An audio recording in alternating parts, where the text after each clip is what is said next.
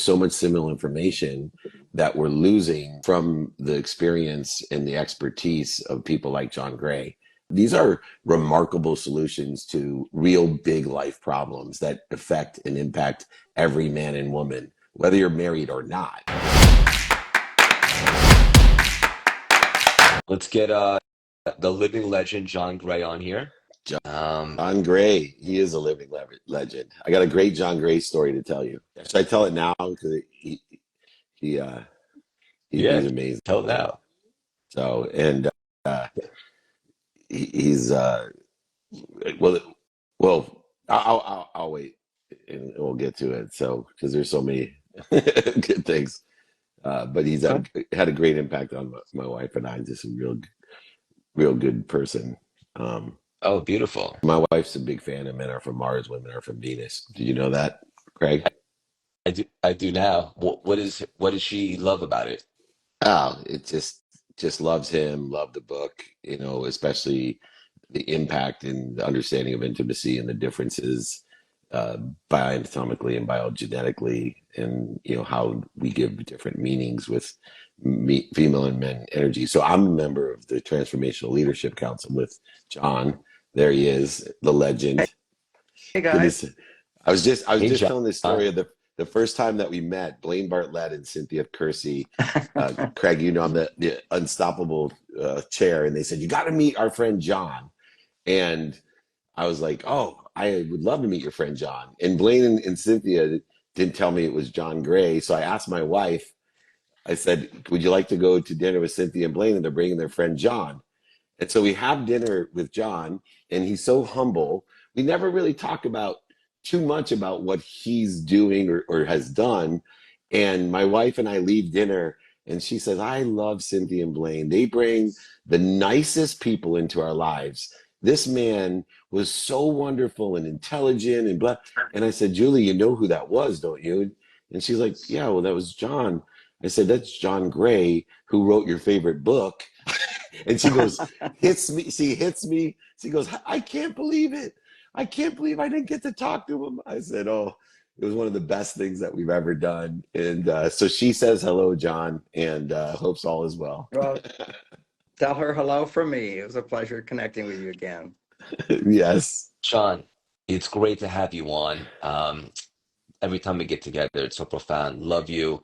I think that something that gets overlooked about your work is just how brilliant you are when it comes to talking about tapping into a higher consciousness and all of that stuff. But maybe I'll put that on the back burner for just a moment because I have an icebreaker for you. Nobody better in the world to ask than you right now. John, what do women really want? Well, Freud said you don't know, uh, but I've written all I've done is written books on that over and over. They want connection. Uh, this is the this is the recent science is that uh, when men are listening to a woman, and if you're trying to think about how to solve the problem, your mirror cells, mirror neurons in the brain will turn off, and therefore you're unable to feel empathy. See, empathy is something that you can only feel if your mirror cells open up. This is measurable in the brain. And men's mirror cells are different from women's, in that if we experience any type of problem, that produces a little adrenaline. So you're listening to your wife and she's going on, you're trying to figure out, okay, what does she want from me? How am I supposed to respond? Uh, if you're doing that while she's talking, they've measured your mirror cells, the ability to feel compassion for somebody, literally closed down. And if what she's talking about is in any way blaming you, uh, your mirror cells will turn off. Or maybe she's not blaming you about some problem. We need to talk about the relationship, say. You're gonna go, okay, what did I do wrong? What am I expected to do? Anything like that will produce a little adrenaline, which is called low stress, not high stress, not cortisol. Low stress. Your mirror cells will literally close down. Now, women don't have this experience. If they're stressed, their mirror cells open up more. So, when I talk about in all my books, what women want often, not when they're just having a discussion with you, but if it's emotionally charged or she's upset about something, you know, the books all say now, don't give her solutions. Women don't want solutions. They often want to just be heard. Now that's confusing to men because sometimes they want solutions. But she's having an emotional conversation, and that's what women need most, is to feel an emotional connection. When think of it like your sex drive, like when you want to have sex, you really want to connect. That's when your mirror cells open up. So we have to have some empathy for women, which is that when our mirror cells open up, we're wanting sex. When their mirror cells open up really wide, they're wanting to connect. And in order to connect, uh, they think they need you to talk about what you're feeling. No, what they need to do is talk about what they're feeling. Yes. And if she can talk about what she's feeling and she doesn't expect you to talk afterwards about what you feel, what you think, and so forth, then you can stay calm as a man. But for your mirror cells to open up, you can't be thinking, how can I solve her problem? What should I say? So if women can let go of the idea that after they talk, we're supposed to say something, like active listening. Now, active listening is something therapists teach it. However, John Gottman, who has very popular research where he scientifically studies couples, he pointed out that active listening doesn't work at home. All of us therapists do it in the office. You can do it in the workplace. You know, what I hear you saying is this and this and this. You're planning what you're going to do, you're planning a solution. It doesn't work at home. And the reason it doesn't work at home or with your friends, you don't do that because we're connected emotionally. And if you start planning how you're going to respond to her afterwards, you will disconnect and she'll feel that disconnection. And so she doesn't get what she really wants, which is what you just asked me. Interesting. I'm writing a book now on this whole subject because the research is new. And it just verifies the whole idea where women would intuitively say, is I just want to talk to you. I don't need to fix it or solve it. And of course, in our mind, we're thinking how to fix it and solve it. And we're preparing ourselves to sort of make a comment at the end, because often women will expect that comment at the end. And I suggest that first women understand that now, once you finish talking, don't expect him to talk, because if he's expected to talk, he's going to be thinking about solutions. Now, this is so opposite what everybody does, which is why women often feel disconnected from their partner. If she wants to talk about her feelings and you want him to hear your feelings most easily and keep his receptor site, his mirror cells open every day or every few days, check in with your husband and say, I just want to talk for 10 minutes and I'm going to talk about my feelings about something other than you. Because if her feelings are about the relationship, like, I don't feel that you were there for me, or you forgot to call me, or I want you to know how it feels when you don't do this or don't do that. Anytime she does that, your mirror cells will close down. But if she's talking about other things in her life that are bothering her, and there's always stress going on. If she needs to talk about her feelings, it's because she's feeling stress in some way. And if she can talk about that, then you can easily listen to her. If she just says, I don't need you to fix it or solve it, and just give her your presence. And so that's the big word over the last 10 years. You know, what women want is your presence. Well, what your presence means as a man is just listen to her, what she's feeling, and her mirror cells are open as well. So she's going to connect with your feelings, and your feelings are what she's feeling because you're connecting with her mirror cells. And that's how she gets greater self awareness. It's literally like, Beautiful. in meditation, the whole idea is you're supposed to become aware of your awareness. Okay. That's the whole idea of enlightenment. And this sharing of feelings is kind of an enlightenment experience. Practically speaking, it just means she feels fully heard and seen. It's like she's looking into the mirror of your listening to see herself. And in seeing herself, she can more deeply go into her feelings. And her brain, when she gets that reflection of looking into a mirror, her brain can be more objective and let go of any irrational aspect of what she's thinking, which is Wow. causing her to feel upset. John, of course, just described 27 years of marriage for me, and my wife walked in while we were on.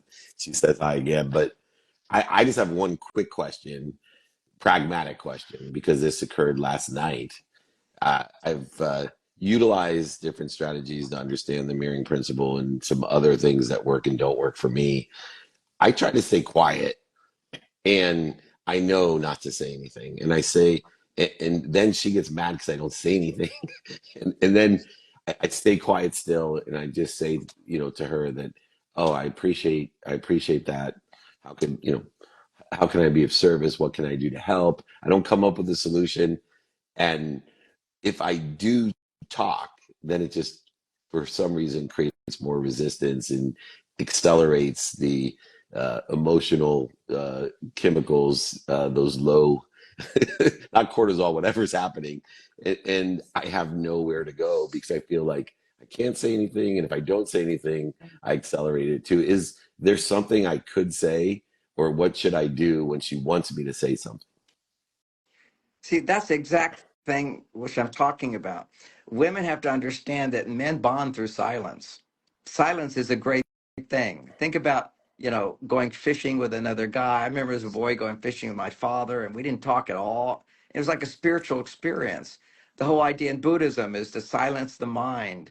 It's a very powerful way to silence. But if women don't understand how men are different, they think if you don't say something, that you might be angry with them, or you're holding back, or you're not trusting them, because when they won't talk, that's the reason. When a woman doesn't talk, it's because, I'm mad at you, I don't trust you, you don't feel safe to me.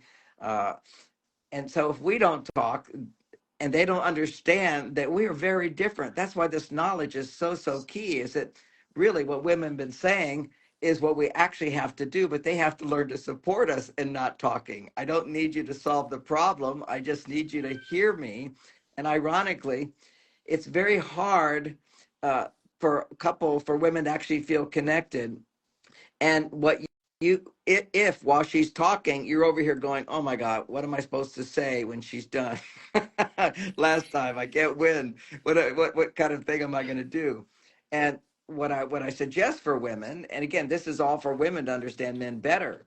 Uh, Otherwise, there's nothing you can do. She's expecting you to be a girlfriend, because when Mm. two women talk, their mirror neurons open up wide, and they get a different effect. They show in the brain, if a man is listening to a woman and he doesn't have any intention to solve her problem other than providing for her a sense of presence, that he's connecting to her.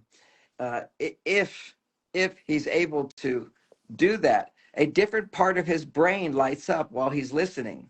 They can actually measure a man not saying anything, listening to a woman talk about problems. He mirrors the limbic system, which is what women only do. They primarily just mirror in the middle part of their brain, where I'm reflecting back, I'm feeling what you feel, okay, and from her own life, because she relates so much to what the woman is saying. So much of the things women are upset about, we don't get upset about. So we don't necessarily relate to it. We relate a little bit. So they'll see the man's brain lights up in the limbic system, but also he lights up in the prefrontal cortex. And if a woman was to share her feelings and then feel better afterwards, it's because then her prefrontal cortex lights up. But when a man listens, her prefrontal cortex will light up more because his prefrontal cortex is lighting up, which basically means simply what women say is if they can talk about their feelings, they can sort it out and make sense of it. And if you do that with a man or a woman who's being very objective and doesn't have anything going on inside of her, uh, then you can get that same benefit. But typically, when two women share, they sort of amplify. Oh, yeah, I felt the same thing. And I remember so and so did this. And they go back and forth. And that has a unique value that men can't provide, which is that raises her estrogen levels. And when women, often one of the primary reasons they talk is to raise their estrogen levels, because when you feel heard, if you're sharing and somebody listens to you, your estrogen levels go up. And science now shows us, this is stuff people don't put it all together. science shows us that when your estrogen levels go up and you're a woman, your stress goes down. Men are designed, if you're just listening, your estrogen levels go down. It's when a man's estrogen goes too high, he will experience increasing stress. For men, it's testosterone that lowers his stress, calms his brain, and when he's producing testosterone, it's because he's solving a problem. So listening to a woman, if you're solving a problem, you feel, you got the solution ready. It's like ready to pull your gun out. Okay, honey, this is what you should do. You'll feel good. You're going to feel good because your testosterone goes up. But then she doesn't feel good. So the idea is to understand as a man and for her to understand because you're trying to give her what she wants. I just need you to just listen. You don't have to say anything. Then you feel as a man, I'm solving her problem by not saying anything, turning on my mirror neurons and hearing her. Then she can hear herself through me as a mirror, not just in her emotional part of the brain, but also in the prefrontal cortex. So this is amazing science. So to be on the same page, when you're listening, you have to have some basic phrases to say when you're done that you don't have to think about. It can just be, one of my favorite ones is, I understand you're so frustrated. Let me give you a hug. I love you. That's it. That's the Acknowledge and reassurance that I validate. I love it. acknowledge and that. I know you're frustrated. So I know that's so disappointing. You do so Love it. much or you expected so much. I love you. And go for a hug. That's the idea. That's the action. It's the words. Keep them short. And they're sincere because your mirror neurons will be wide open. She'll feel the connection. See, Yeah. if you're doing active listening in the workplace, you're not really connecting on a deep emotional level with that person. Uh, it's objective, it's information, it's reflecting back clarity. But what women are looking for, which was your first question, which is amazing, it's just what I'm writing about in my new book, is they're looking for that emotional intimacy that they experienced with you. And for wives, it's most important because when women have sex with a man, they bond very deeply. There's a connection. So anytime you're disconnected from your feelings, just that connection of feeling connected with her, having your mirror cells open is what's going on. Way she notices that disconnection instantly. And what she can also learn is anytime she's having a conversation, I was just having a conversation with my daughter Lauren, and she was going on about something, and it triggered a thought in my mind, and I went there and I started thinking about, okay, what does she mean by that? And actually, I was probably thinking, how does this apply in my book? So I went away from Market her research. into something else, which is what men do. And she was so smart; she immediately felt it because she feels, women are really tuned in to feeling that connection. They need feel that connection. It's the most important thing to lower their stress levels, to give them comfort and ease, is connection produces estrogen. We don't, notice it so much. We don't care so much about it because estrogen is not a significant hormone to lower our stress levels. Feeling acknowledged and appreciated. It's anticipating that I will be Validated. appreciated. And yeah, it's validating our ability, validating our success. As soon as a woman says, "Oh, we need to talk," men's stress levels often go off the chart because there's always this experience that you just had, which is, it turns into a chemical reactions of not of arguing or not comfortable, or you don't know what to do with it, and she doesn't know what to do with it either. Once you are triggered, we call that being triggered. And so many times it doesn't have to happen. It would be maybe you're feeling a little grumpy about something, a little irritated, a little annoyed, upset, bothered. That's called moderate stress. When women are under moderate stress, they need to talk. When men are under moderate stress, they don't need to talk. It's very The important that he opposite. doesn't talk. Now, this is like, used to be women were attracted to the quiet, silent man, who got his job done, never complained, never expressed whiny feelings or grumpy feelings or angry feelings. But because of psychology, modern psychology today, it's like we're all supposed to talk about our feelings as if that is like the alchemical process of transformation, alchemy. For women, it is. And in therapy, who comes to therapy the most, it's 90% women. So we've learned in psychology that if we can get people to talk, they'll always feel better. There is a place where you can talk and feel better as a man, is that's within yourself, that's in a journal, that's with another man, that's with somebody whose well-being is not dependent on you. You see, a wife's well-being is dependent on you, emotional support, financial support. So if she's upset, like I'm worried about money, I don't worry about it because I have this strong sense of independence. I provide most of the money anyway. I'm not dependent on her. But if I'm like shaking, oh my God, I really have no idea I'm going to pay these bills. You know, my bank account's going down, and I share that with her, she's going to freak out. Okay, this is major stress for her, and it's not. I can't talk about that at some point, but I have to talk about it and share with her in a balanced way where I'm not feeling anxious or afraid or stressed because my stress will amplify hers. It's very important. You know, so I'll say, you know, I'm having a challenge over here, but it's going to be okay. It's going to be fine. I figured out I'm going to do this. If there's something upsetting you, you have to come back and give her the logic and reason why it's upsetting, why it's a challenge, but it's not upsetting you. And why, how do you know?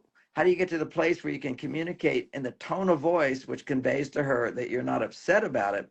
Is you take time to process it. And there's so many ways for men to process stress without talking to their wives. You can have a coach, you can have a prayer to God, you can write it in a journal, you can go to the gym. This is a very key thing, is that for men, these emotions, emotional turmoil, as long as it's not chronic cortisol, just going to a gym or doing push-ups or going for a jog or getting into your cold plunge, any sort of extreme type of muscle activity or contraction that goes on with your muscles, that will actually use up your adrenaline and turn it back into healthy dopamine. So you're not stressed at all. This does not work for There's a women. lot there. For women, it's about, Let's yeah, it's a amazing. lot. So you First of all, this is amazing, John. I could talk to you all day, but there's so much there to unpack. I know we're coming towards the end now. Dave, is there something about what he just shared that really resonates with you or anything that you wanted to share? Just how much I miss John Gray. And I think one of the things with social media that's so disappointing is that great people is, you know, why I'm to is that there's so much similar information that we're losing from the experience and the expertise of people like John Gray.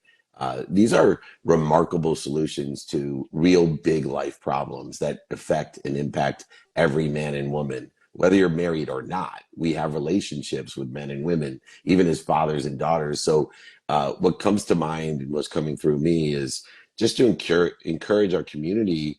You know, there's a lot of people like John Gray, and if he's writing a new book, you got to buy it. Go back and read his old. I read Think and Grow Rich, Outwitting the Devil, Men Are From Mars, Women Are From Venus. I read Kiyosaki. I read Lecter. I read Bob Proctor. I read Wayne Dyer, and because they weren't there to create these social media silos, we have to. It's a responsibility to carry on these great words of wisdom and build upon these great words of wisdom and expertise. And John, we'll I have many other shows where we'll be reaching out to you. The world needs more of you.